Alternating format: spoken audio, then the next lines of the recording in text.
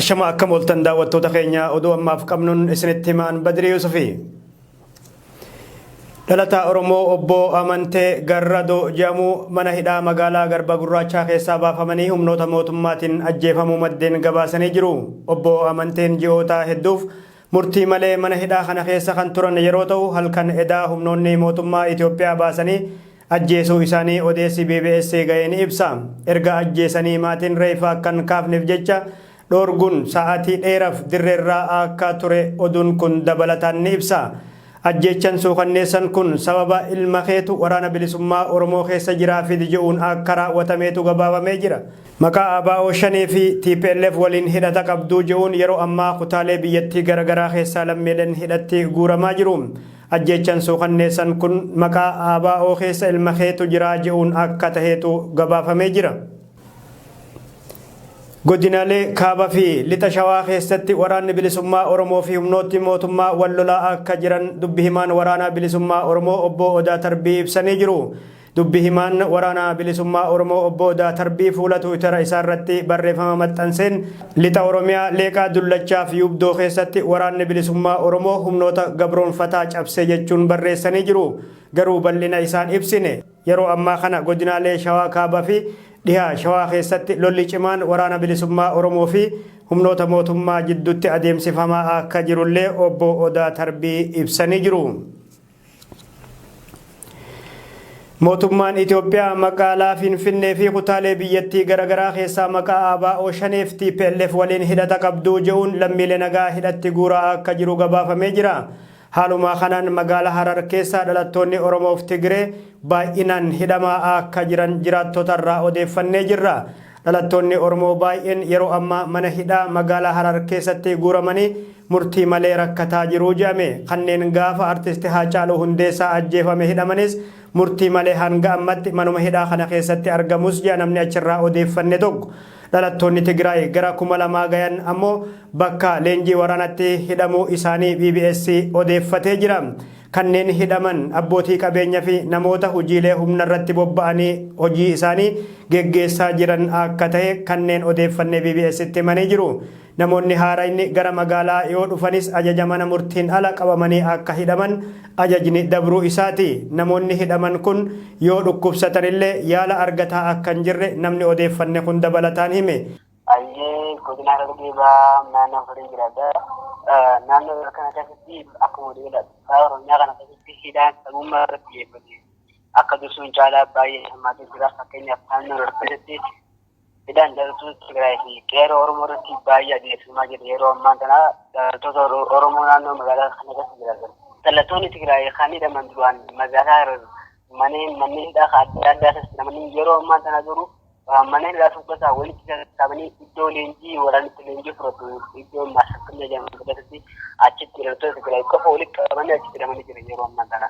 Ijoollee Oromoo mana hidhaa Maaramiyaa jedhamtuu fi mana hidhaa Mabraa Boottee jedhamtu kanneen keessatti baay'inaan kaarkamu yeroo ammaa kanaatti. Oduma wal qabatee nu ga'een achuma Harargee Bahaa Aanaa Cinaqsan keessatti maqaa ABO shanii waliin hidhata qabduu jechuun Oromoonni baay'een hidhatti guuramanii jiru. Oromoonni hidhaman kanneen magaalaa Mudhii jedhamtuu keessatti yeroo ammaa haala ulfaataa keessatti argamu jedhamee jira. Haati halangee Oromiyaa aadde Addunyaa Ahmad labsi yeroo muddamaa sadarkaa Oromiyaatti labsamee ture akka kaafamu ibsanis garuu Aanaa Cinaqsan keessatti ammas namoonni sababa labsii kanaatiin hidhamaa fi dararamaa jiraachuu komatu. Jiraattonni dhimma hidhamuu namoota kanaaf bulchaa Aanaa Cinaqsan argachuuf yaaliin goone ammaaf nuuf hin milkooyne. Lolli Itoophiyaa yoo itti fufe biyyattiin diigamuu maltii jedhan Antoonii Bilinkan. Ministeerri dhimma alaa USA Antoonii Bilinkan karaa dippiloomaasiin fala barbaadaa akka jiran ibsanii lolli itti fufe taanan Itoophiyaan diigamuu malti jechuun akeekkachiisanii jiru. Qaamoleen wal waraanaa jiran lolaan furmaata arganna jedhanii yoo amanan ta'ee fi jeequmsi hammaate Itoophiyaan diigamuu malti yaaddoo jiru qabnaa jedhan Bilinkan. Yaaddoon kunis kan USA qofa osoo hin taane kan addunyaa guutuuti jechuun akeekkachiisanii jiru. Sababni Ameerikaan Itoophiyaa carraa gabayaa qaraxarraa bilisa ta'e AGOA keessaa haqxeefis waraanni akka dhaabbatuuf dhiibbaa godhuufi jedhanii jiru. Bilinkan miidhaa karaa kanaan dhaqqabeef hooggantoonni siyaasaa Itoophiyaa gaafatamoodha jedhanii jiru. Dubartoota dabalatee namoota erga AGOA keessaa Itoophiyaan haqamtee miidhaman dhiifama gaafatanii jiru. Biyyi sarbamiinsi mirgoota namoomaa hamaan keessatti raawwatamu AGOA irraa fayyadamuu akka hin dandeenye tumamee jira. Gaanfa Afrikaatti ergamaan addaa Ameerikaa Jeffrey Feltman obbo Dammaqee Mokonnin waliin mari'atanii jiru. Gaanfa Afrikaatti ergamaan addaa Olusegun Obasanjo ammoo kaleessa Finfinneetti kan deebi'an yeroo ta'u, muummicha ministeera Abiy Ahmed waliin dubbatuu isaanii maddeen gabaasanii jiru. Ameerikaaf gamtaan Afrikaa lolli Itoophiyaa dhaabbatee mariin akka adeemsifamuuf ijibbaata dhumaa fi obsa fixachiisaa itti fufanii jiru. Jeffrey Feltman akkaataa lolli itti dhaabbatu irratti ejjennoo USA obbo Dammaqeetti kan himan yeroo ta'u, obbo Dammaqeen ammoo humnoonni TPLF naannolee Amaaraaf Afaar keessaa akka bayan Feltmanitti himuu isaaniiti maddeen biyya keessaa kan gabaasan. Jeffrey Feltman guyyoota sadeen Itoophiyaa turuuf karoorfatan keessatti aangawoota Itoophiyaa, gamtaa Afrikaa fi bakka bu'oota addunyaa garaagaraa waliin ni mari'atu jedhamee eegama. Mariin kunis akkaataa waraanni Itoophiyaa hatattamaan dhaabbatu irratti kan fuulleffatus jedhame. Lolli dhaabbatee gargaarsi namoomaa akka dhaqqabuuf Ameerikaan fedhii jabaa qabdi. Dubbi himaan ministeera dhimma alaa Itoophiyaa Ambaasaadar Diinaa Muftii ammoo Jeffrey Feltman lolli akka dhaabbatuuf yaalii isaanii itti fufanii jiran. Ergamaan addaa gaanfa Afrikaa pirezidaantiin Naajeeriyaa duraanii Olusegun Obasanjo kaleessa Finfinneetti kan deebi'an yeroo ta'u, muummicha ministeera Abiy Ahmed waliin wal arguu isaaniitti kan gabaafame. Amma duras muummicha ministeera Itoophiyaa Abiy Ahmedii fi gara Maqaleetti imaluunis hoogganaa TPLF Dr. Dabratsiyoon Gabra Mikaa'el waliin mari'atuun isaanii kan yaadatamu. Godina Shawaa Kibba Lixaa aanaa Walisoo keessatti maqaa raayyaa ittisa biyyaa deeggaraa jedhuun saamichi bal'inaan uummata irratti adeemsifamaa akka jiru jiraattonni himanii jiru. Dabballoonni mootummaa maallaqaa fi beelatoota kennaa jechuun uummata dirqisiisaa jiru jedhame. Barsiisonni aanaa Walisoo ammoo mindaa isaanirraa dhibbantaa 30 dirqamaan akka kennaniif namoota murtii kana didan ammoo adda waraanatti isin oofna jechuun doorsisaa akka jiran odeessi BBC ga'een ibsa. Haala wal fakkaatuun godinaalee Oromiyaa garaagaraa keessattis yeroo ammaa maqaa raayyaa ittisa biyyaa deeggaraa jedhuun mootummaan Itoophiyaa sangoota fi maallaqa lammiileerraa guuruu itti fufee jira.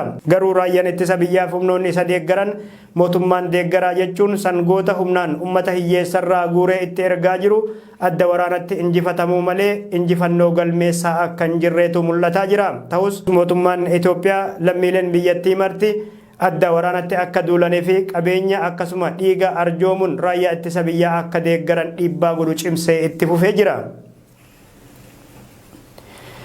Dhaabbanni mootummoota gamtoomanii hojjettoonni isaa 6 fi konkolaachiftoonni WFP 7 dhiheenya kana Finfinneetti hidhaman gadhiifamuu ibse. Garuu ammas taanaan hojjettoonni dhaabbata kanaa 5 miseensi maatii hojjetaa tokko akka gad hin dhiifamin dubbi himaan UN Stefan Dujarric ibsanii jiru. Warreen amma gadhiifaman kun hojjettoota UN 16 torbee dabree hidhaman keessatti argamuu jedhame.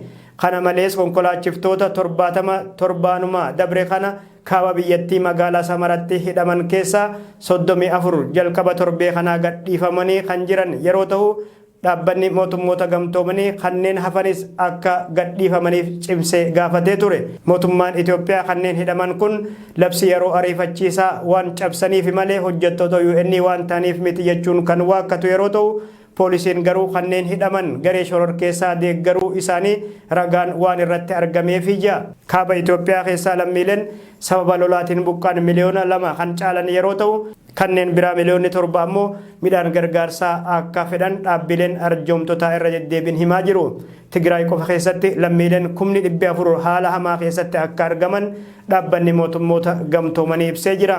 Naannolee lolli itti adeemsifametti sarbamiinsi mirgoota namoomaa raawwatamu ammoo dhaabbileen mirgoota namoomaa UN fi kan Itoophiyaa himanii jiru. Mootummaan Itoophiyaa fi TPLF sarbamiinsi kun humnoota isaaniitiin raawwatamu irra deddeebiin haala turanii jiru.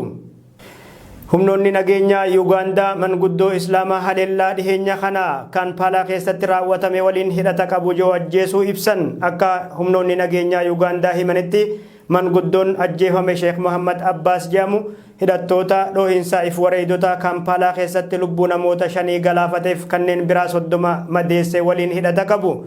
Sheikh Muhammad Abbas sababa garee Allied Democratic Forces yookaan ADF waliin hojjeta je'uun handaara magaalaa Kampaalatti ajjeefamuu isaaniitti kan gabaafame. Haleellaa lubbuu namoota afurii olii galaafateef kanneen biraa 30 madeesse kanaaf gareen ADF gaafatama fudhatuun kan yaadatamu. Gareen ADF jedhamu kun bara 1990 keessa kan hundeeffame yeroo ta'u amma garuu biyya Ripaabilika Dimokiraatawaa Koongoo maadhifatee jira jedhame. Erga bara 2019 as ammoo garee mootummaa Islaamaa jedhamu waliin walii galee wiirtuulee mootummaa isa dura dhaabbatan irratti haleellaa jabeessuu isaati kan himamaa jiru. Haleellaa kibxata dheengaddaa magaalaa Kampaalaa keessatti fudhatame keessaa harka qabdu jechuudhaan kan ajjeefame Sheikh Muhammad mootummaa Yuugaandaa ammoo namoota 21 to'annoo jala oolchuu hime. Dubbi himaan poolisii Yuugaandaa Fred Enengaa namoonni 13 haleellaa kanaan shakkaman osoo daangaa Koongoo qaxxaamuruuf deemanii to'annoo jala oolfamus ibsee jira. Roobii dabre ammoo namoonni 4 kanneen miseensota ADF jedhamuun shakkaman daangaa biyyoota lameenii Yuugaandaa fi Koongoo irratti ajjeefamuu mootummaan Yuugaandaa himee jira. Erga Sheikh Muhammad Abbas ajjeefamanii booda nama biraa Sheikh Suleyman Nisubuk jedhamu kan garee ADF leenjisan barbaadaa akka jiru poolisiin Yuugaandaa beeksisee jira. Pirezidaantiin Yuugaandaa Yoweri Museveni garee ADF nageenya naannichaa booressan jedhaman kana biyya maadhifate Ripaabilika Dimokiraatawaa Koongoo keessaa balleessuuf aangawoota biyyattii waliin mari'ataa akka jiran ibsanii jiru. Lubbuun gaafa Rabbi baase baati sababni isaatis kan uume isuma waan ta'eefi dhalli namaa du'a walirratti murteessuun isaaf salphaadha. Ajjeesuunis akkasuma garuu qoodni Rabbii keessa yoo hin jiraanne kun hundi hujirra ooluun rakkisaadha. Dargaggoo Juuliyaas Joonsi bara 2002 keessa saamicha irratti nama Paawul Haawul jedhamu ajjeese jedhamuun manni hidhaa murtii irratti dabarse. Garuu inni nama Paawul jedhamu kanan ajjeesne jechuun jecha kennaa tureen waakkataa turee jira. Ajjeefamuu isaa oduu tiivirraan argee jechuunis poolisitti himaa ture. Dargaggeessi kun kan isa amanee fi dhaga'u garuu argamne. Yakka hojjete jedhame kanaaf ammoo adabbiin murtii du'aa irratti murtaa'e. Namni lubbuu namaa balleesse kun innis jala haa geggeeffamu kanneen jedhanis hedduu turan yeroo san. Garuu barattoonni 100 hedduu ta'anis daree mana barumsatii yaa'anii murtiin du'aa kun akka jijjiiramuuf dhiifamni Juuliyaaf akka godhamu hiriira ba'uun gaafataa turan. Bulchaan bulchiinsa Oklahoomaa ammoo murtii du'aa Juuliyaas mana amala sirreessaa taa'ee sa'aatii isaa lakkaawwataa ture yeroo muraasni yeroo hafutti jijjiiree jira. Keevin Siitit ammoo murtii du'aa Juuliyaas irraa kaafame gara hidhaa umrii guututti akka geeddaramuuf shoora taphatanii jiru. Silaa Juuliyaas Joonsi siriinjiin diramee ajjeefamuu isaatiif sa'aatii muraasa qofa kan hafe. Namoota bebbeekamoo kanneen akka Kim Kaardaashanii fi rogeeyyoota hedduu dhimmi nama kanaa qalbii rarraasee ture. Miseensi paartii Ripaabilikaanii Siitit ammoo kadhaa namoota fi ragaalee bitaaf mirgaa dhihaataa ture ilaaluun jidduu seenuun murtiin kun akka jijjiiramu taasisanii jiru jedhame. Amma duras boordiin dhiifamaa Juuliyaas hidhaa umrii guutuu garuu osoo hin xumuranin gadhiifamuu akka danda'an yaada dhiheessee ture. Waa'een nama du'a jalaa baraaramee Joonsi erga bara 2018 ABC'n dokumantarii hojjetee hawaasa addunyaa biraan ga'e akka malee dhageettii horataa dhufe. Juuliyaas murtii du'aa kanaan akkan adabamneef lammiileen Ameerikaa miliyoona 6 ta'an Joonsi murtii du'aatti kan isa geesse badii qaama murtii kennuuti. Haqni Juuliyaasiif haa ta'u jechuun mallatteessanii fi jiru jedhame. Tole daawwattoota keenya oduu namaaf qabnu haganumaa waan nu daawwattaniif ulfaadha. An Badrii Yusufi horaa bulaa nagatti.